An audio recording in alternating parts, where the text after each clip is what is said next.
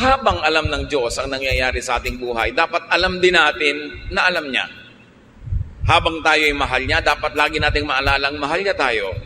At habang siya naman ay handang tumulong, dapat huwag nating lilimuting nandyan siya. Hindi nawawala ang Diyos, pero kung minsan ang ipinanghihina natin ay yung kawalan ng pagtitiwala o pagkalimot kung sino ang Diyos sa ating buhay. Jeremiah 17, 7-8. But I will bless those who trust me. They will be like trees growing beside a stream, trees with roots that reach down to the water, and with leaves that are always green. They bear fruit every year and are never worried by a lack of rain. Importanteng maalala natin yun na ang Panginoon ang pinagmumula ng ating mga iniinom, kinakain, literally and symbolically. At sinabi ng Panginoon na gagantimpalaan niya ang sino mang nagtitiwala sa Kanya. Hindi ka pa man abutan ng gantimpala, yung nagtitiwala ka pa lang, may premyo na yon kasi pumanatag na yung loob mo, tumibay na ang kalooban at nagkaroon na ng kalakasan. Isaiah 12:2, I trust you to save me, Lord God, and I won't be afraid. My power and my strength come from you, and you have saved me. Marami ng past tense na salvation ang Diyos. God has saved us in many ways. Why will He not save us again? Kaya importante na maalala natin yung katangian niya, yung pagmamahal niya, at yung kanyang laging pag-aaruga sa atin. Be strong, be optimistic. Dapat positive ang pananaw. Pwede mong diliman ang iyong paningin, pero pwede mo namang liwanagan. Pwede mong palungkotin ang sarili, pero pwede mo rin pasayahin. Pwede mong pahinain ang iyong loob, at pwede mo rin palakasin. Nasa sayo. A positive, believing worldview strengthens people. Kahit po sa mga pag-aaral sa mga ospital, yung mga pasyente na may religious belief, lalo yung may strong spiritual conviction, mas mabilis sila na mag-respond sa medication. Mas tinatabalan sila ng gamot at ng therapy, at ayon sa pag-aaral, mas mabilis silang gumaling. Napakahalaga na pati ngayon ang siyensya ng medisina ay nagpapatotoo na ang pananalig ng tao mayroong kinalaman sa kanyang kalakasan ng katawan. Na pag buo ang kanyang loob, pati ang katawan niya sumusunod. But negative worldviews weaken people. Yung taong laging negative, lagi ang iniisip ay yung masama, yung marumi, yung mahirap, humihina pati ang resistensya ng kanyang katawan at mas dumadali na dapuan siya ng sakit. Psalm 121, 1-2, I look to the hills. Where will I find help?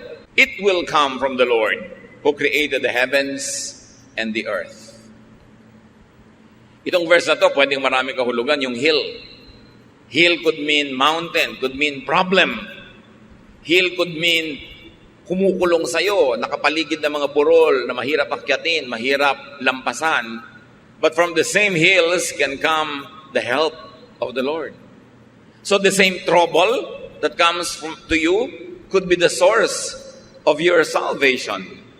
The same difficulty could be the source of your strength. The same problem could carry it with its own solution. At tatandaan natin mga kapatid, lahat ng problema may solusyon. Bakit? Kasi pag walang solusyon, hindi yun problema. At pag hindi problema, di huwag problemahin, tanggapin, mahalaga positive ang iyong pananaw. Romans 8:28, we know that God is always at work for the good of everyone who loves Him. Pag ito, dinibdib natin, na ang Panginoon ay laging gumagawa sa ikabubuti ng mga nagmamahal sa Kanya, kahit kuminsan sa biglang tingin, ay parang hindi maganda yung nangyayari sa buhay. O kahit tagalan mo pa yung tingin, titigan mo at suriin mo, parang mahirap talaga yung nangyayari. Pero kung ikaw ay umiibig sa Panginoon, may paghuhugutan ka ng lakas. Dahil sabi, pag umiibig ka sa Panginoon, lahat ng pinapayagan niya mangyari sa buhay mo ay sa ikabubuti mo. Hindi lang lagi, malinaw na ikabubuti mo yon. Pero kung may pananalig ka, malalampasan ang paningin mong physical, yung nakikita mong parang hindi maganda. At kahit wala kang pruweba sa iyong isip, sa pananalig mo, napapatunayan mong ikabubuti mo yon, Doon pa lang, lalakas ka na, gagaling ka na, o malalampasan mo yung oras ng hirap. Follow people who model strength.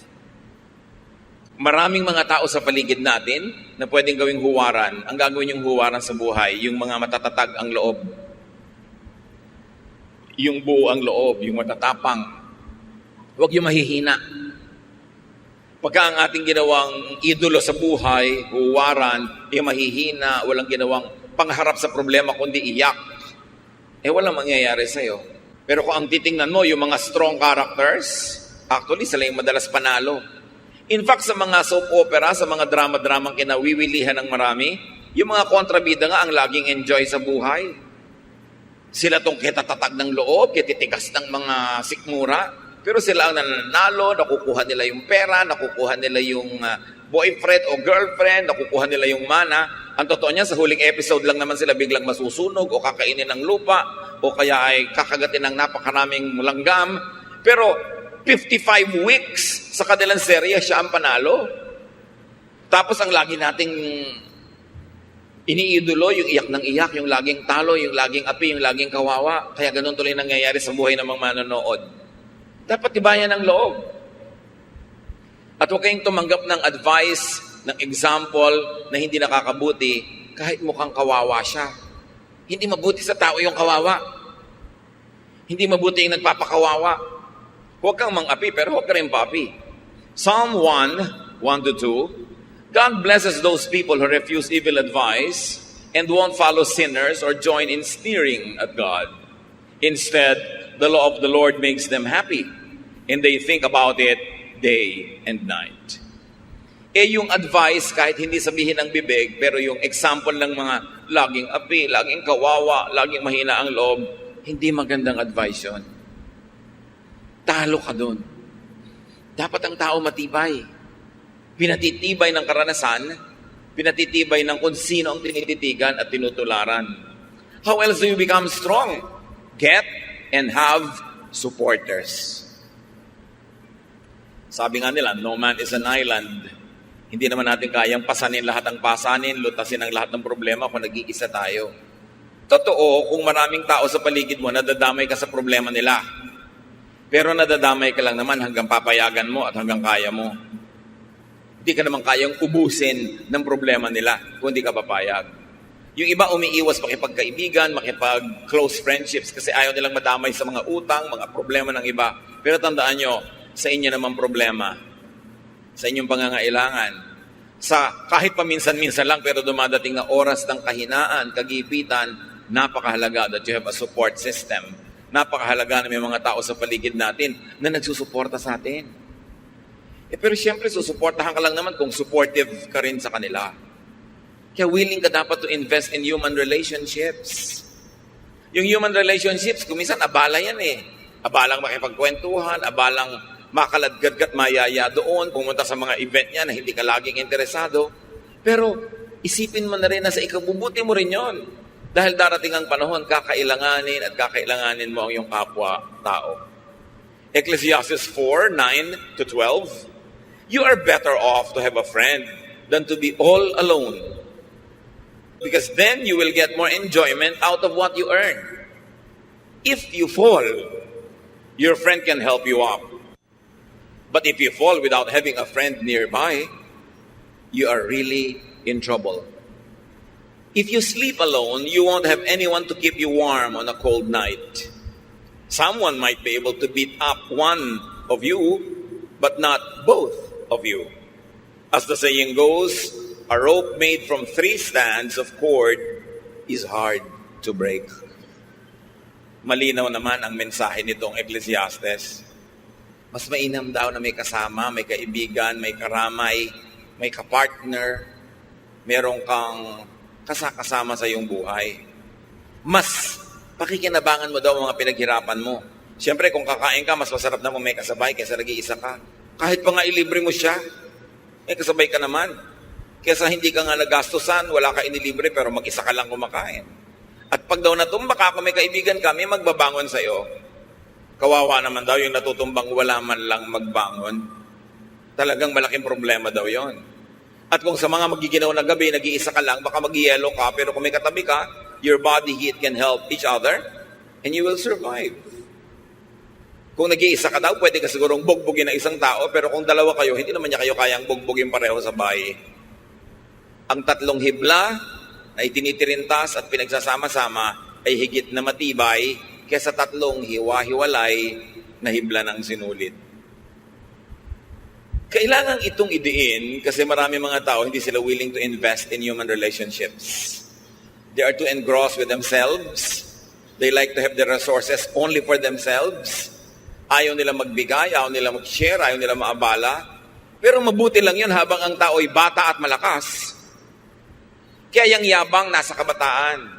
Kaya mo magyabang, kaya mong manikis ng kapwa, kaya mo mag-isa. Kasi malakas ka pa eh.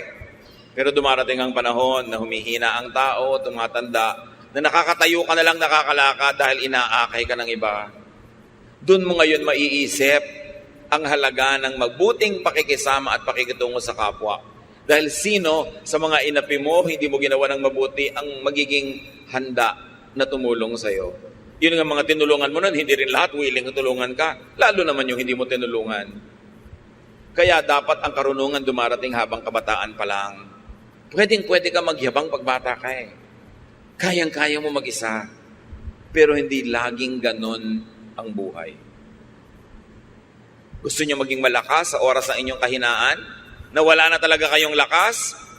Panghihiram kayo ng lakas ng iba.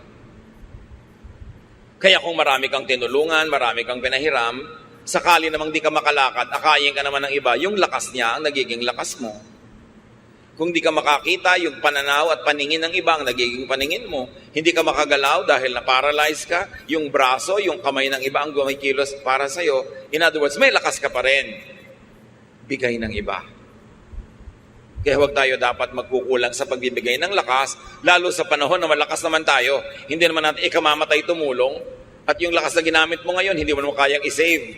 Pag na hindi mo na nagamit yun today, wala ka nang paggagamitan noon. Bukas may ibang lakas, ang ibang mga gawain. Dapat ang tao may kaibigan. At hindi tayo dapat maging maramot na yung ating mga mahal sa buhay ay makipagkaibigan sa iba't ibang tao. Kumisan kasi may mga magulang, may kapatid na sobrang mga seloso. Ayaw nila na yung mga anak nila ay nakikipagkaibigan kung kani-kanino.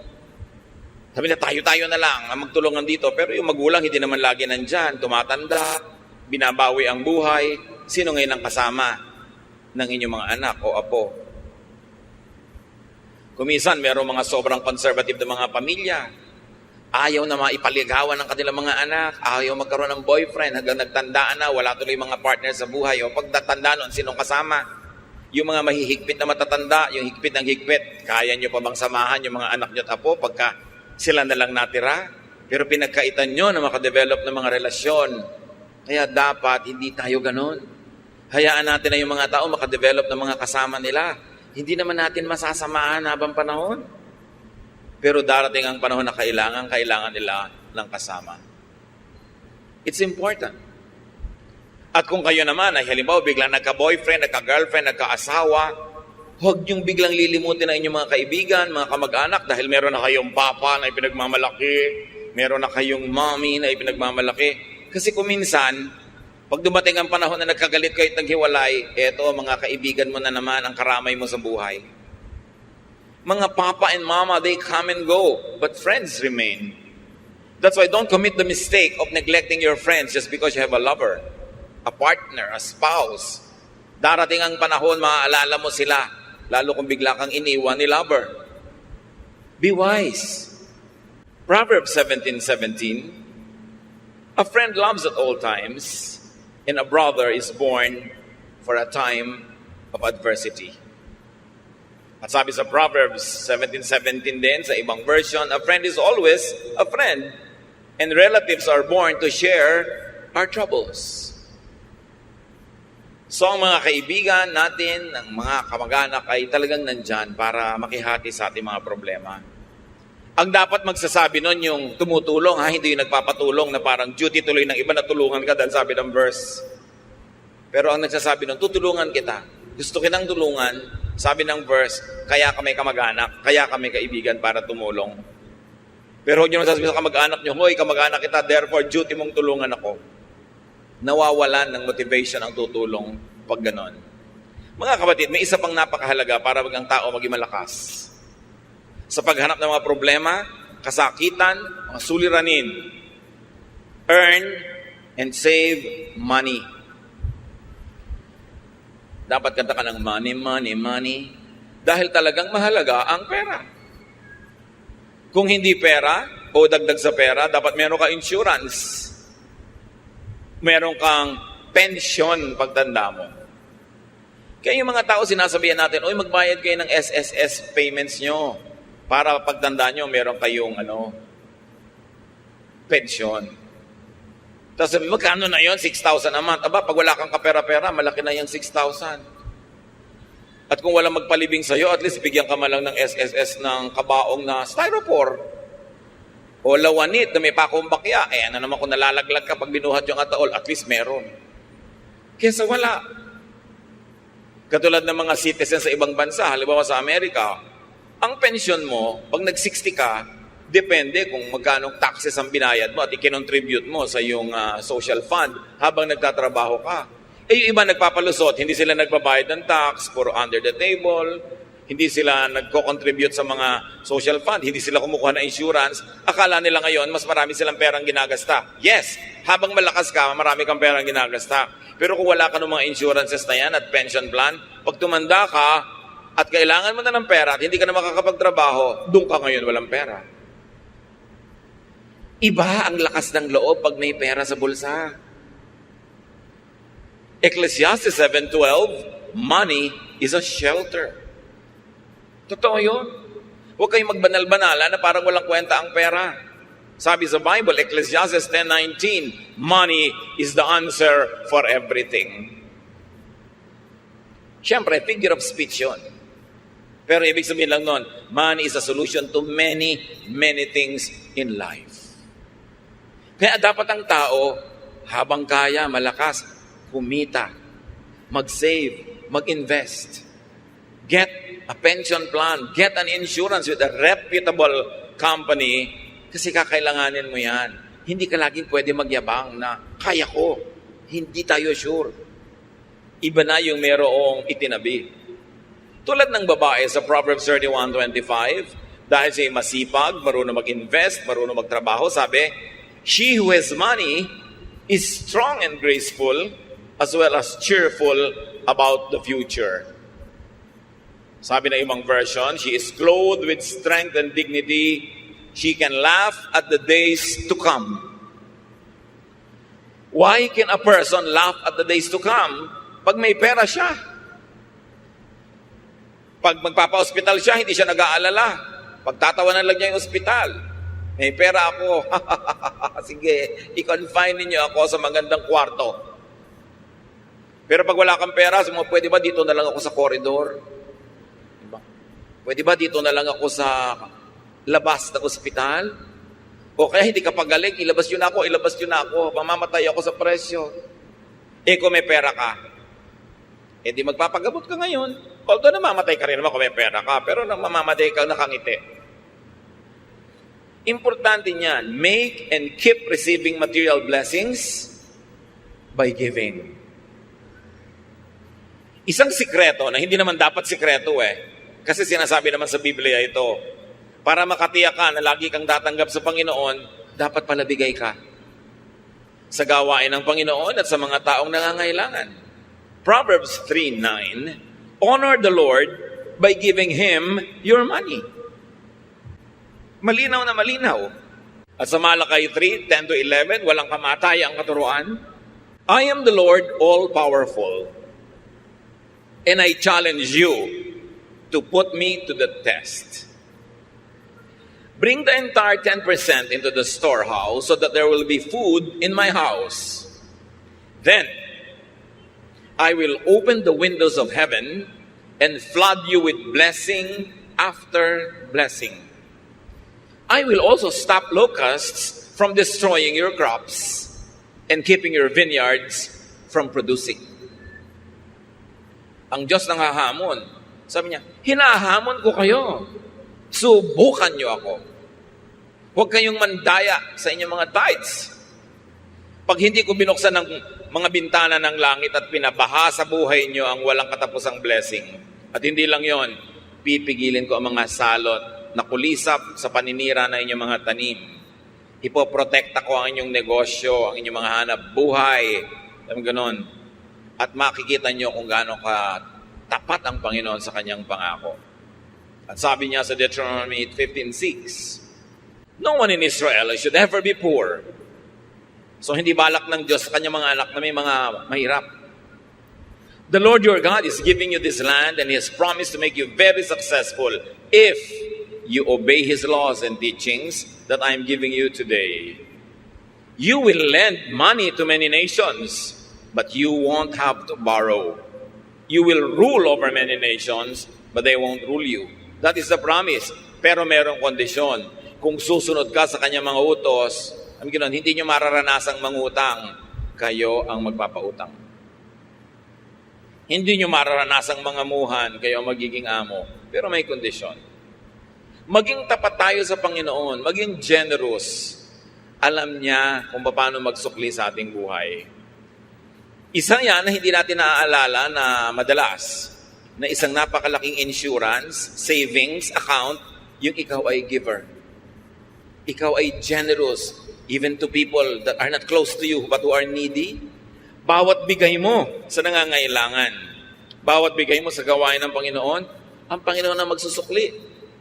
At sa palagay nyo kaya, papayag ang Panginoon na may utang siya sa inyo? Oras na ikaw ay nagbigay, lalo kanyang bibigyan. Kasi hindi naman pwedeng mas marami ka pa ibinigay sa kanya, siya ang Diyos. Maraming tao na ang nakadiskubre nito. Merong hindi pa rin madiskubre kasi ayaw subukan. Pero yan talaga ang secret of a very abundant life, to be generous. How else do you become strong? Practice facing and handling hardship. Kung lalaban ka ng contest, dapat may practice. Kay athletic o artistic contest dyan, o dance contest, o singing contest, may practice. Kung lalaban ka sa mga hirap ng buhay, dapat din may practice. Kahit bata pa ang tao, lalo't bata pa nga, mas dapat turuan na humarap sa mga problema. Parents, let us not overprotect our children.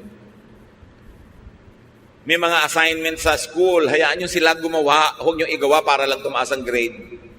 Hindi naman sila yung gumawa, dumali ang buhay nila. Sa palagay nyo, anong naituro nun sa kanila na karakter? Wala. Aasa sa inyo. Kaya 50 years old na, umaasa pa sa inyo. Kasi sinanay nyo. Don't do everything for them. At habang maaari, sana nga, kahit kaya nyo paligiran sila ng mga mag-a-assist sa kanila, give them household chores. At kahit napakarami yung pera, hayaan nyo silang matutong magtipid. Huwag silang palanguyin sa pera kasi mahirap na masanay sa buhay na sobrang maginhawa, madali, maluho. Kasi hindi naman ganun ang totoong buhay.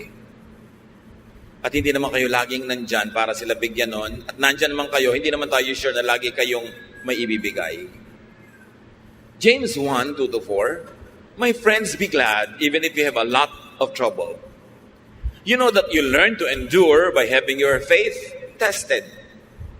But you must learn to endure everything so that you will be completely mature and not lacking in anything. Pagtiisan daw ang dapat pagtiisan. Pagtiyagaan ang dapat pagtiyagaan para kayo lumago.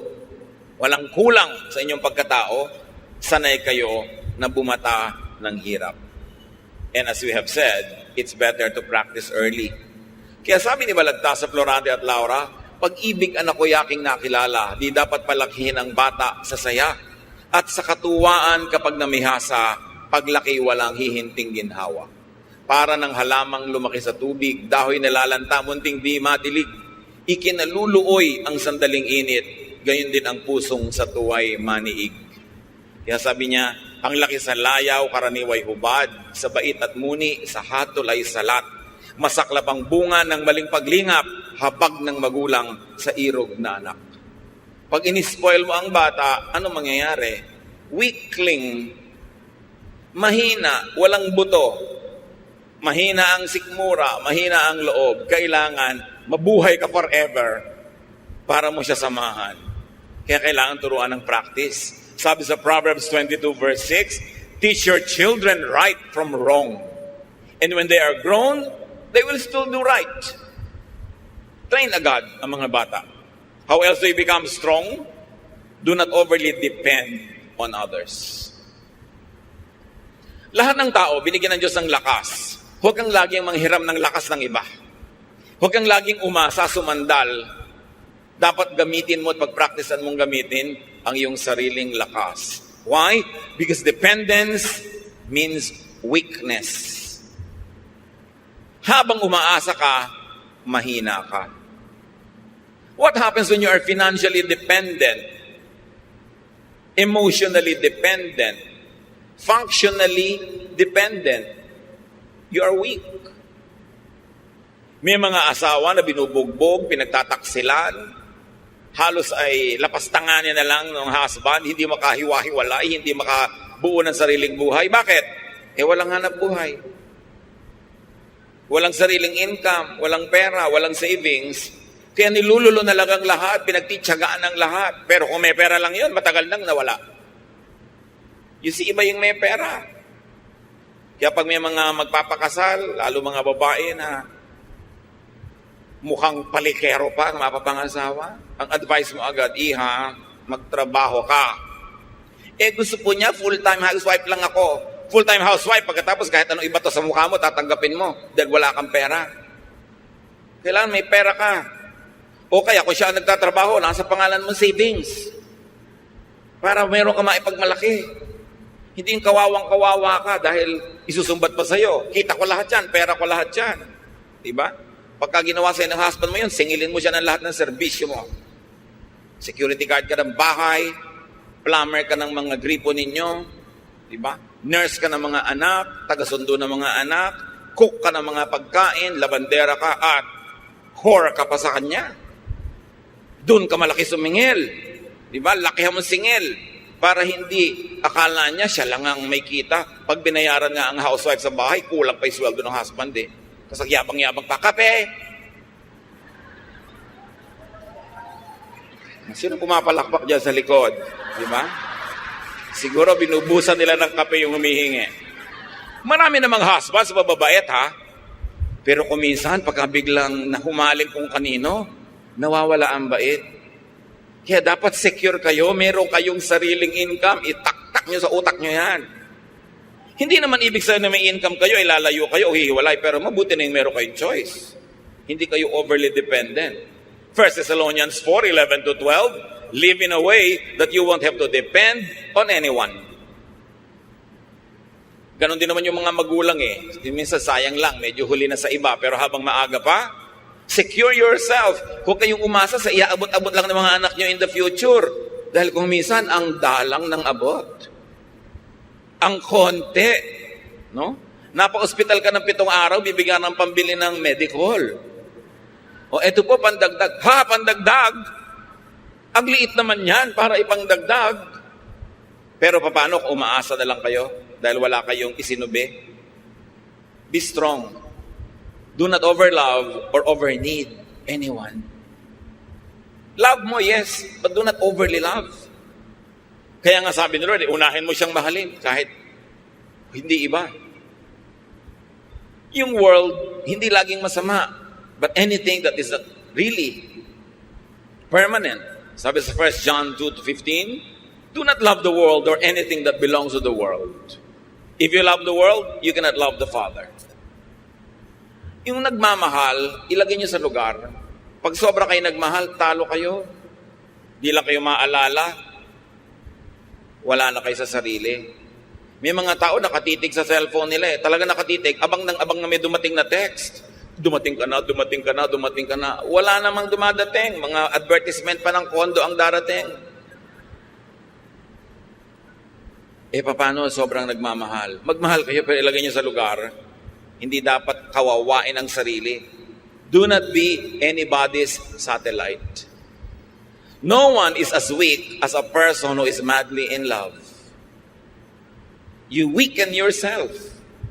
Nilululo ng katwiran, nilululo ng pinag-aralan, nilululo ng lahat-lahat. Bago lang matauhan, na-damage na siya. Kaya dapat may ititira ka sa sarili mo.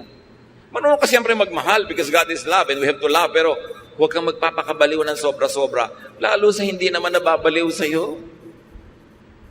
May magtatanong pa sa akin, meron po akong boyfriend pero ramdam ko hindi ako mahal. Ba't ka nagtsatsaga? Bakit? Hindi ka pala mahal. Humahanap ka ng sakit ng katawan. So kailangan magpakatalino ang tao. We were created by God to be healthily independent. Kaya kahit may kakambal ka, pinapanganak ka mag-isa. Mamamatay ka mag-isa. Haharap ka sa Diyos mag-isa. Ibig sabihin, kaya mong harapin ang maraming bagay sa buhay kahit walang kasama. Although, mas masarap kung may kasama. Pero huwag kang magpapadaya sa kasinungalingan na kung wala kang kasama, hindi ka na mabubuhay. Yun ay isang kasinungalingan. Napaka-importante kahit nga sa ina, ang unang-unang nangyayari sa bata pag ipapanganak, malalagot ang pusod. It's a declaration of progressive independence. At dapat yon suportahan ng magulang at ng lahat na maging independent yung bata habang tumatagal. Psalm 146, 3-4, you can't depend on anyone. Not even a great leader. Once they die and are buried, that will be the end of all their plans. Sabi, hindi ka pwedeng umasa sa iba kahit magaling pang tao yan. Dahil pag namatay yan, paano ka? Maasa ka. Dependent ka.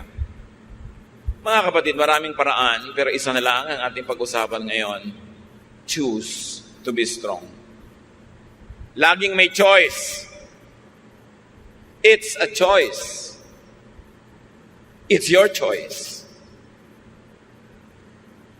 Pagka kayo may diabetes, may pagkain dyan na matamis, ang sarap, it's your choice. Pipiliin mo bang kumain yan na pagkalunok mo, masarap lang sa dila, pero pag nalulun mo na, nasa katawan mo na yung lason? O kakainin mo pa rin? It's your choice. May pipiliin kang pagkain A, healthful. Pagkain B, hindi healthful. Alin ang pipiliin mo doon? It's your choice. Ganon din. May problema ka. Pwede kang maging manghina, himatayin, manlumo.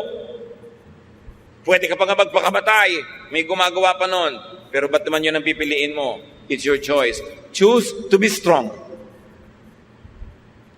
Iniwan ka ng asawa mo. So, gusto mong mamatay dahil lungkot na lungkot ka na, daya ka at saka dependent ka pa. So, no, I choose to be strong. I will not be a loser. Meron kang sakit, malalang sakit. Pwede ka maawa sa sarili, pwede ka magmukmok, but you can choose to be strong. I will choose to be strong. I will maximize whatever is left of my life. I will do whatever my health allows me to do. I'll choose to be strong. I'll choose to be victorious. I'll choose to be cheerful. Although I can choose to be sad. But why will I choose to be sad?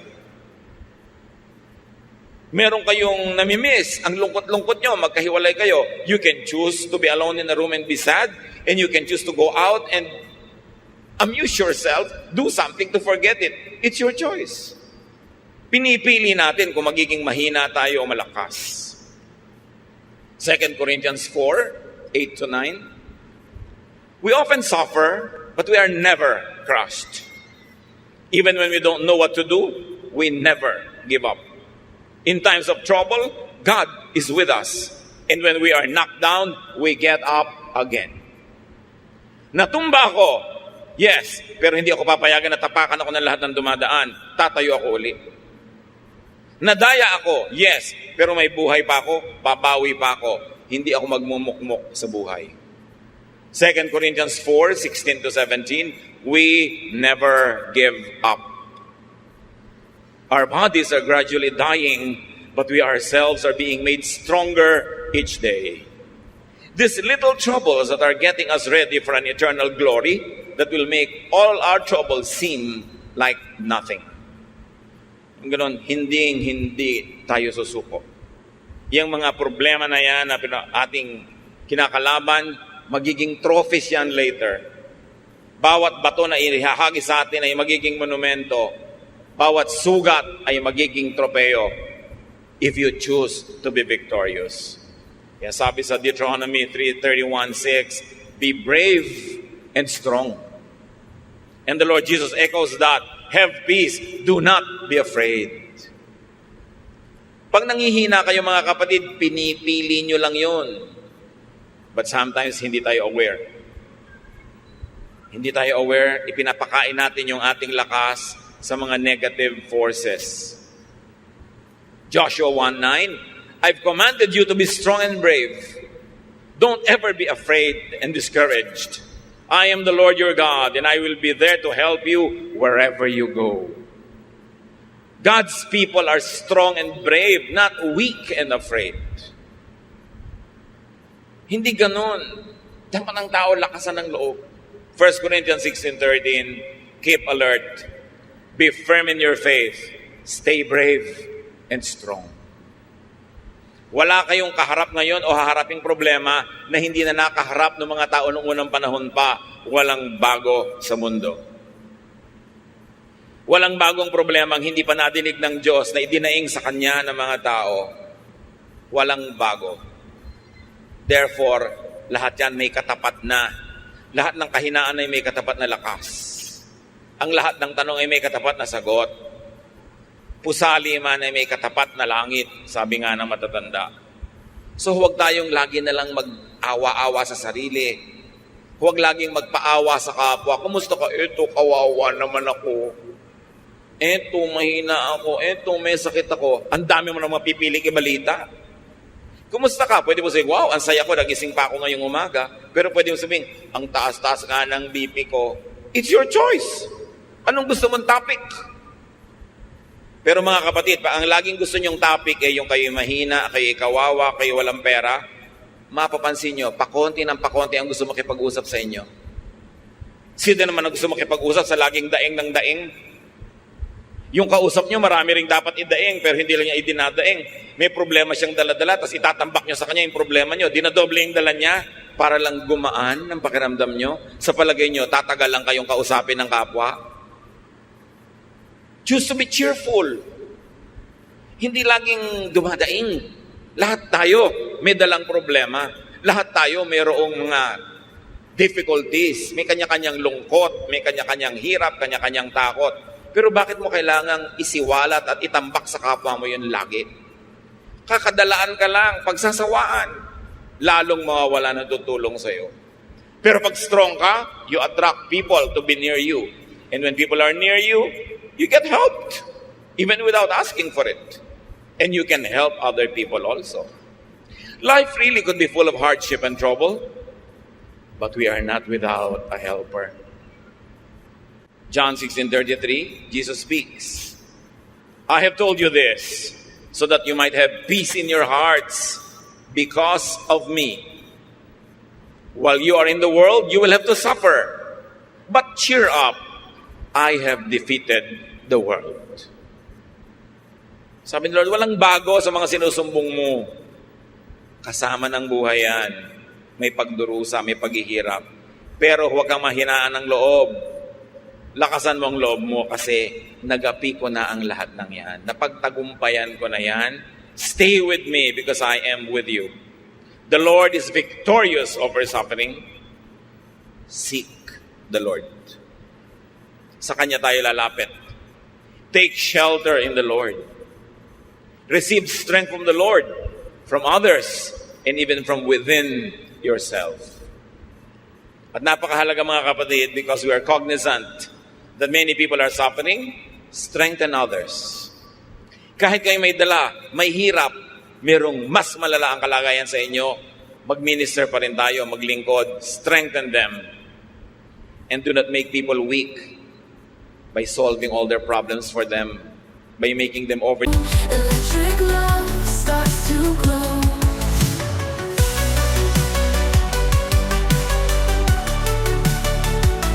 Raindrops fall, silent tear, heartbeats sink, a lonely year. Past fades, a haunting fear, frozen in time, a bittersweet cheer. I keep on searching for a sign. In the darkness, you're entwined, hoping someday you'll be